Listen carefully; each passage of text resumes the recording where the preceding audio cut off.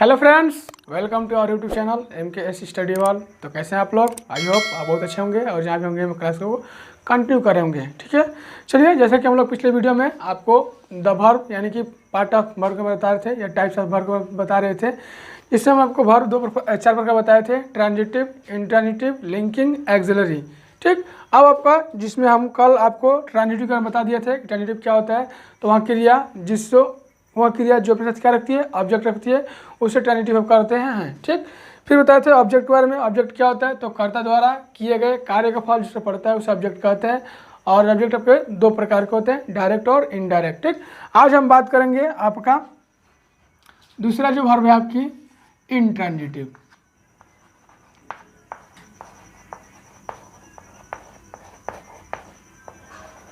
Intransitive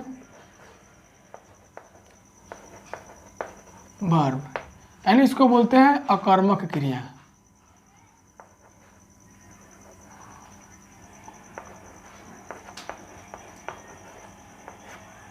अकर्मक क्रिया। ठीक, अकर्मक क्रिया क्या होती है? तो देखिए, वह क्रिया जो अपने साथ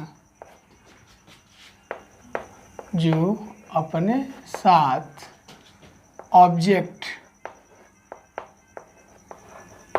कहने का मतलब क्या है जी? कर्म नहीं रखती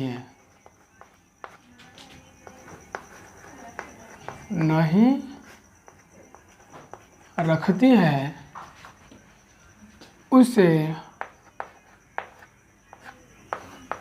इंट्रांजिटिव वर्ब कहते हैं।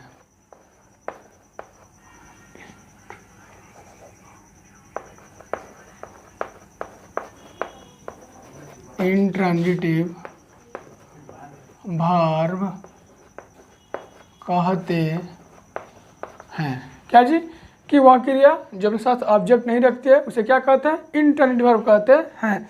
इससे एग्जांपल समझिए।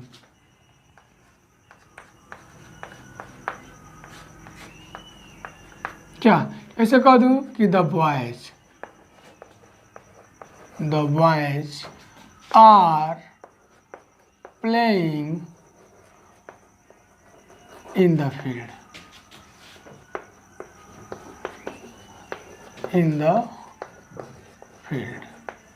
ठीक, या फिर एक और देखिए,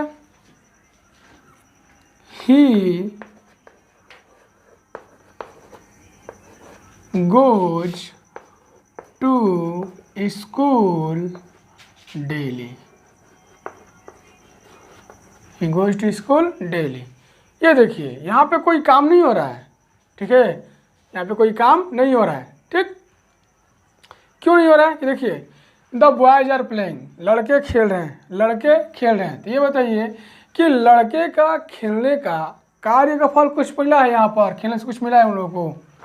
कुछ मिला है? कुछ नहीं मिला है। ठीक, ही गोज टू स्कूल, यहाँ देखिए वहाँ जाता है, प्रतिदिन विद्यालय जाता है। तो यहाँ पर जाने पर उसको कुछ मिल रहा है, काम हो रहा है जाने का, लेकिन कुछ मिल रहा है, ऑब्जेक्ट मिल रहा है? नहीं मिल रहा है। ऑब्जेक्ट कहते किसको हैं? तो कर्ता द्वारा किए गए कार्य का फल जिस पर पड़ता है उसे ऑब्जेक्ट कहते हैं। देखिए, यहाँ पर लड़कों के द्वारा खेलने का काम हो रहा है, लेकिन इनके खेलने के बाद से उनको कुछ ऑब्जेक्ट मिल नहीं रहा है। इनके द्वारा खेलने का कार्यफल कहाँ पड़ रहा है? कुछ मिल रहा है? नहीं मिल रहा है। यहाँ पर वह जाता है स्कूल, तो जाता है तो कुछ मिल रहा है, यहाँ पर नहीं मिल रहा है। यानी कि यहाँ पे किए गए कार्य का कर्ता का फल आपको नहीं मिल रहा है, तो उसको ऑब्जेक्ट नहीं कहते हैं। ठीक, ये जो है ये वाला इन द फील्ड, ये आपका क्या है? इसको बोलते हैं फ्रेज। क्या बोलते हैं जी? फ्रेज। यहाँ पर भी ये देखिए, ये भी आपका जो है ना, ये भी आपका फ्रेज है। क्या है? फ्रेज। फ्रेज क्या होता है? तो फ्रेज कहने का मतलब कि शब्दों का एक ऐसा समूह जो पूरा अर्थ देता है उसे हम फ्रेज कहते हैं। हम आप लिख सकते हैं क्या जी फ्रेज के बारे में? ठीक, इसको हिंदी बोलते हैं शब्द समूह। और आपको हम बता दें जानकारी के लिए कि सब बताया हुआ है, सब पढ़ा चुके हैं। ठीक है। अगर आप नहीं पढ़े हैं तो आप हमारे जाइए प्ले लिस्ट से और कक्षा 9th और 10th का जो ग्रामर बना है पार्ट ऑफ सेंटेंस वहाँ पर आपसे पढ़िए, ठीक है। वहाँ पर पूरा बता चुके हैं, लेकिन फिर भी यहाँ पे आया तो बताना पड़ रहा है। फ्रेज क्या होता है? तो शब्दों का एक ऐसा समूह, शब्दों का एक ऐसा समूह, ऐसा समूह जो किसी वाक्य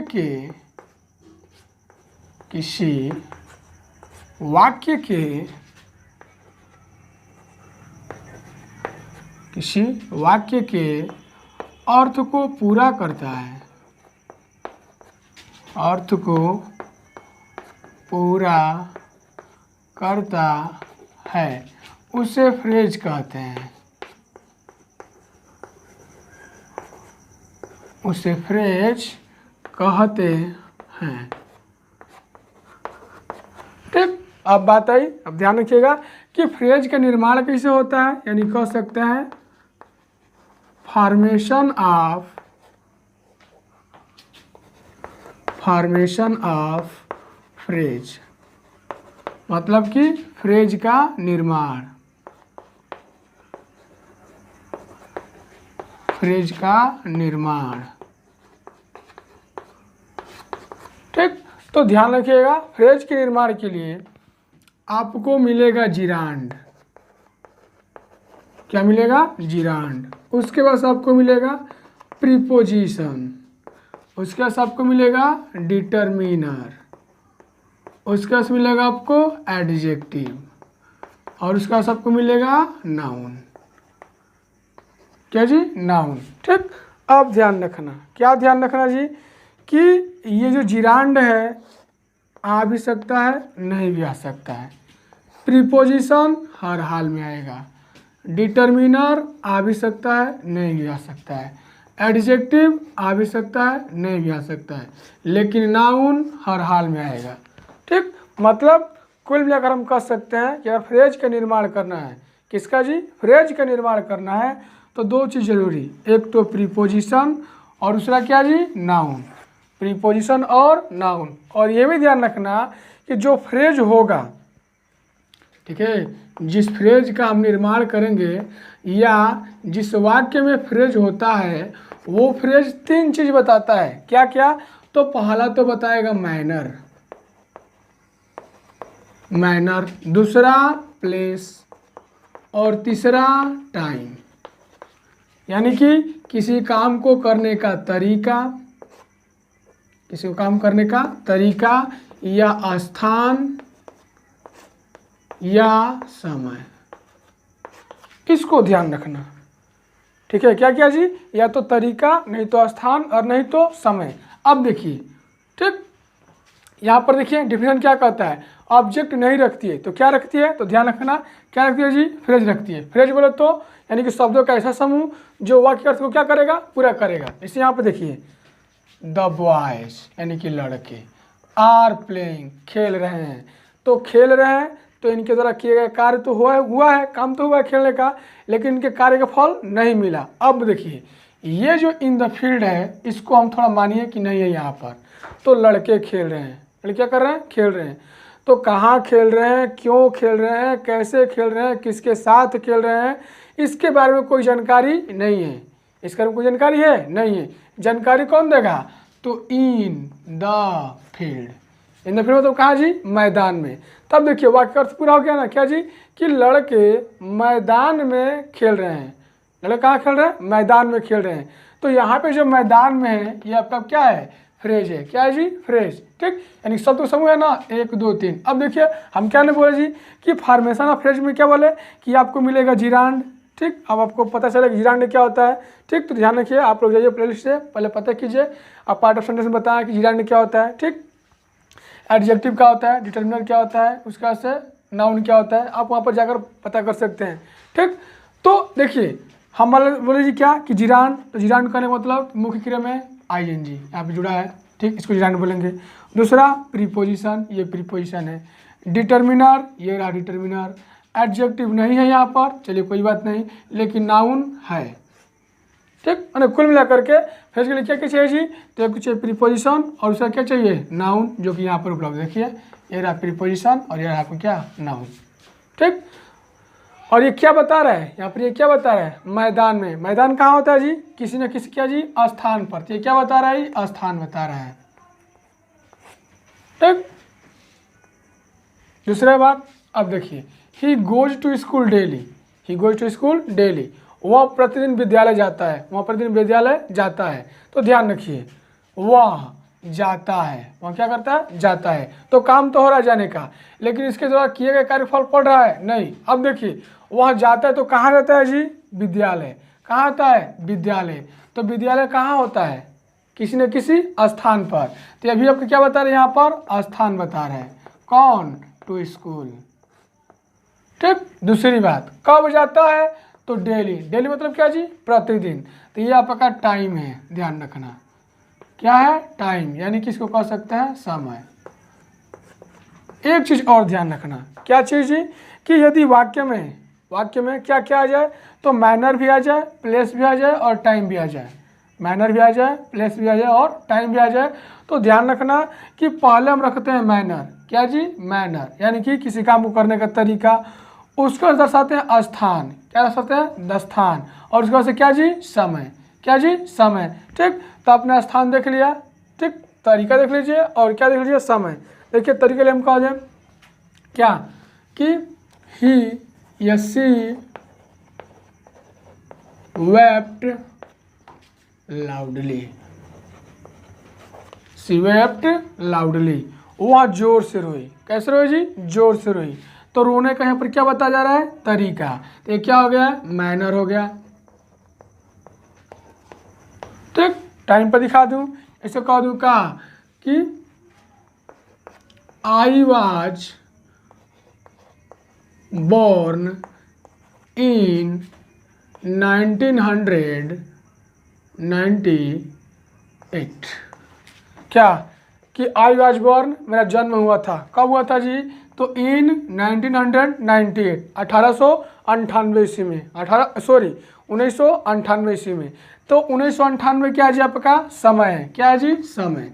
ठीक। तो इसको आप लोग ध्यान में रखिएगा, क्या जी, कि जब भी आपका क्या मिले, फ्रेज मिले या आप फॉर्मेशन फ्रेज मिले, तो जो फॉर्मेशन फ्रेज होगा वो क्या होगा, आपको मिलेगा जिरांड या प्रीपोजिशन, फिर उसके डिटर्मिनर, एडजेक्टिव और नाउन। ठीक। अगर आपको डाउट हो रहा हो कि ये सब क्या होता है, जिरांड क्या होता है, प्रीपोजिशन क्या होता है, डिटर्मिनर क्या होता है, एडजेक्टिव क्या होता है, नाउन क्या होता है, ठीक, तो आप लोग जाइए हमारे प्लेलिस्ट से जो आपका बना हुआ है क्लास 9 10th का ग्रामर, वहाँ से पार्ट ऑफ सेंटेंस में पूरा बता चुके हैं। लेकिन यहाँ पर आ चुका है तो इसको हमको बताना पड़े ताकि आपको कंसेप्ट क्लियर रहे। ठीक है, तो आप वहाँ पर देख सकते हैं, उसके बाद से यहाँ पर पढ़ेंगे तो आपको कोई दिक्कत नहीं होगी। ठीक। तो ध्यान रखना कि फॉर्मेशन फ्रेज के लिए क्या क्या चाहिए जी, तो पहली बात को प्रीपोजिशन और उसका क्या जी, नाउन। ठीक। और ये तीनों क्या बताएंगे, तो या तो बताएंगे मैनर, किसी काम को करने का तरीका, नहीं तो प्लेस और नहीं तो टाइम। और ये भी ध्यान रखना कि किसी वाक्य में क्या जी, किसी वाक्य में अगर ये तीनों आते हैं तो पहले हम रखते हैं मैनर, काम करने का तरीका, उसका से क्या जी, प्लेस यानी कि स्थान, और उसका से क्या जी, टाइम। ठीक। तो आप लोग इसका स्क्रीनशॉट ले लीजिए। चलिए आप देखते हैं तीसरा आपका लिंकिंग वर्ब। लिंकिंग वर्ब, इसको हिंदी में बोलते हैं संयोजक क्रिया। संयोजक क्रिया। ठीक। ये संयोजक क्रिया क्या होती है, तो देखिए, वह क्रिया जो सब्जेक्ट यानी कि क्या जी, कर्ता, सब्जेक्ट का मतलब क्या जी, कर्ता, और कॉम्प्लीमेंट। कॉम्प्लीमेंट कहने का मतलब क्या जी, पूरक। कर्ता और पूरक के बीच संबंध जोड़ने का कार्य करती हैं। संबंध जोड़ने का कार्य करती है, उसे लिंकिंग वर्ब कहते हैं। लिंकिंग वर्ब कहते हैं। ठीक, कि वह क्रिया जो सब्जेक्ट यानी कि कर्ता और कॉम्प्लीमेंट यानी कि पूरक के बीच क्या करती है, संबंध जोड़ने का कार्य करती है, उसे लिंकिंग वर्ब कहते हैं। लिंकिंग कहने का मतलब क्या समझते हैं? लिंकिंग देखिए, लिंकिंग में एक शब्द जुड़ा है लिंक। क्या जी? लिंक। लिंक मतलब होता क्या है? तो लिंक का मतलब होता है जोड़ना। क्या जी? लिंक मतलब क्या होता है? जोड़ना। यानी कि कर्ता और पूरक में जो चीज़ संबंध जोड़ती है उसे क्या कहते हैं? लिंकिंग वर्ब कहते हैं। अब आपके दिमाग घूम रहा है कि सही लिंकिंग तो बता दिए कि वर्ब क्या होता है, लेकिन हमको ये बात समझना है कि कॉम्प्लीमेंट क्या होता है। ठीक, तो देख लीजिए कि कॉम्प्लीमेंट क्या होता है भाई।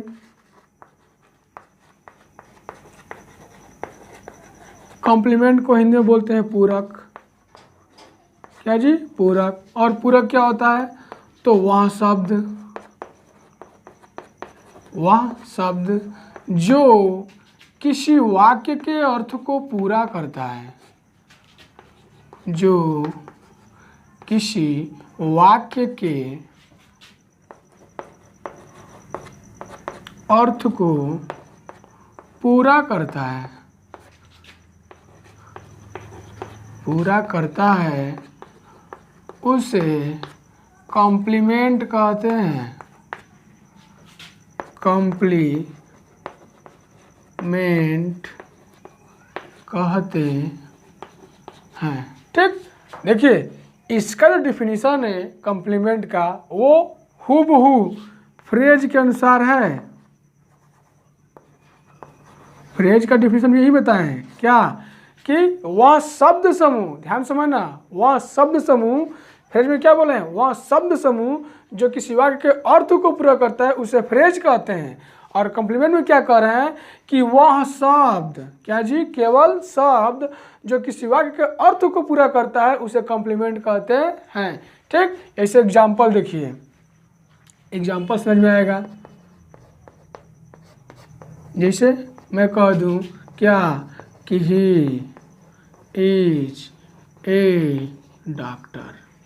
ही इज ए डॉक्टर, वह एक क्या है? वह एक डॉक्टर है। तो ये देखिए, ही मतलब क्या है जी? सब्जेक्ट। ये मतलब क्या? सब्जेक्ट। ठीक, अब देखिए इस डॉक्टर को मानिए कि नहीं लिखा गया है, तो वह एक है। वह एक है, तो वह एक क्या है, कौन है, कैसा है, कहाँ का है, किस लिए है, इसके बारे में कोई जानकारी नहीं है। और पूरा कौन करेगा? डॉक्टर। क्या जी? डॉक्टर। तो इसी को कहते हैं क्या जी? कॉम्प्लीमेंट। क्या कहते हैं? कॉम्प्लीमेंट। क्यों कहेंगे? क्योंकि इस पूरे वाक्य के अर्थ को कौन पूरा कर रहा है? डॉक्टर पूरा कर रहा है। यानी कि वह एक डॉक्टर है। अब डॉक्टर नहीं रहे तो क्या कहेगा? वह एक है। तो कौन है पता चल रहा है? नहीं। तो पूरा कौन कर रहा है? डॉक्टर। तो उसको क्या कहेंगे? कॉम्प्लीमेंट। अब देखिए ये कॉम्प्लीमेंट हो गया और ये क्या हो गया? सब्जेक्ट। ये कॉम्प्लीमेंट और क्या जी? सब्जेक्ट। अभी बता रहे हैं डिफिनेशन। क्या जी? कि सब्जेक्ट और कॉम्प्लीमेंट, सब्जेक्ट और कॉम्प्लीमेंट। अब देखिए कि ही कौन है जी? ही क्या है? तो डॉक्टर है। डॉक्टर कौन है जी? तो ही है। ही क्या है? डॉक्टर। डॉक्टर क्या है? ही। मतलब कि इन दोनों के बीच में क्या है जी? संबंध है। इन दोनों के बीच में क्या है? संबंध है। और संबंध दर्शा कौन रहा है? इज। कौन जी? इज। तो जो कर्ता और पूरक यानी कि सब्जेक्ट और कॉम्प्लीमेंट के बीच में संबंध जोड़ने का कार्य करती है उसे ही क्या कहते हैं जी? Linking verb. क्या कहते हैं? Linking verb. ठीक, ऐसे एक और एग्जांपल देख लीजिए। जैसे हम बोल दे क्या कि सी